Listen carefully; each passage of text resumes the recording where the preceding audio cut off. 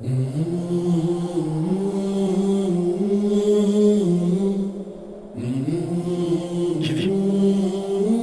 దీన్ని మాత్రమే నీకు ఇవ్వగలం.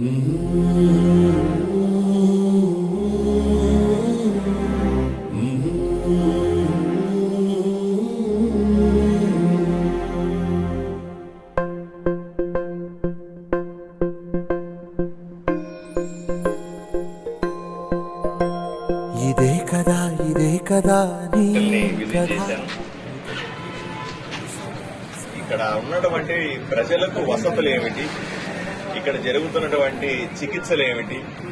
ఎందుకంటే ఎంతో మంది పేదలు ఈ చుట్టుపక్కల సుమారుగా 100 కిలోమీటర్ల పరిధిలో ఉన్నటువంటి పేద ప్రజలందరూ కూడా ఈ హాస్పిటల్ మీద డిపెండ్ అయి ఉన్నారు.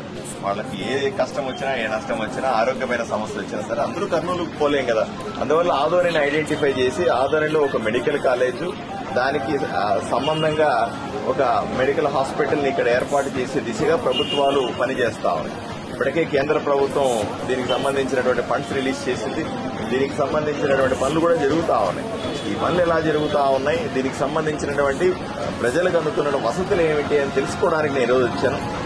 డాక్టర్లను కలిశాను, మాట్లాడినాను. నేను కూడా స్వతహాగా డాక్టర్నే కాబట్టి నాకు ఎక్కువ విషయాలు అర్థమవుతాయి. మిగతా వాళ్ళతో పోలిస్తే నాకు ఇక్కడ ఏం జరుగుతోంది, ఇక్కడ జరుగుతున్నటువంటి వసతులు సదుపాయాల గురించి ఎక్కువగా అర్థమవుతుంది.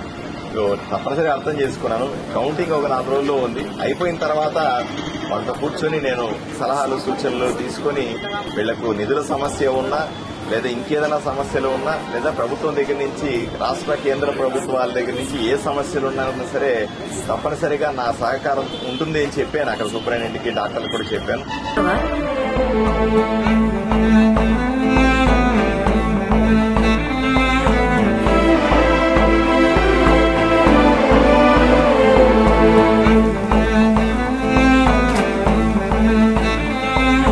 నువ్వని ఇది నీదని ఇది నిజమని అనుకున్నావా? కాదుగా ఇది కాదుగా నన్ను అర్థం చేసుకుంది. ఏదని బదులేదని ఒక ప్రశ్నలా నిలుచున్నావా? కాలమే వెను తిరగనిది, ఇవ్వదు నువ్వు అడిగినది. ఏ వేలో పట్టుకొని నేర్చేదే నడకంటే ఒంటరిగా నేర్చాడా ఎవడైనా? ఓ సాయం అందుకొని సాగేదే బ్రతుకంటే ఒంటరిగా బ్రతికాడా ఎవడైనా? పదుగురు మెచ్చిన ఈ ఆనందం నీ ఒక్కడిదైనా? నువ్వని ఇది నీదని ఇది నిజమని అనుకున్నావా? కాదుగా నువ్వు అనుకుంది ఇది కాదుగా నువ్వు వెతికిందో. ఏదని బదులేదని ఒక ప్రశ్నలా నిలుచున్నావా? తప్పనిసరిగా దీన్ని ఒక బాధ్యతగా తీసుకొని ఆదోనిలో ఉన్నటువంటి హాస్పిటల్ ని ఒక మోడల్ హాస్పిటల్ గా తీర్చిదిద్దాలనే నా ఆశయం ఏదైతే ఉందో. ఎందుకంటే ఇక్కడ ఫెసిలిటీస్ బాగుంటే ప్రజలు ఎక్కడికో పరిగెట్టాల్సిన అవసరం లేదు, ఎక్కడికో పోయి ఇబ్బంది పడాల్సిన అవసరం లేదు.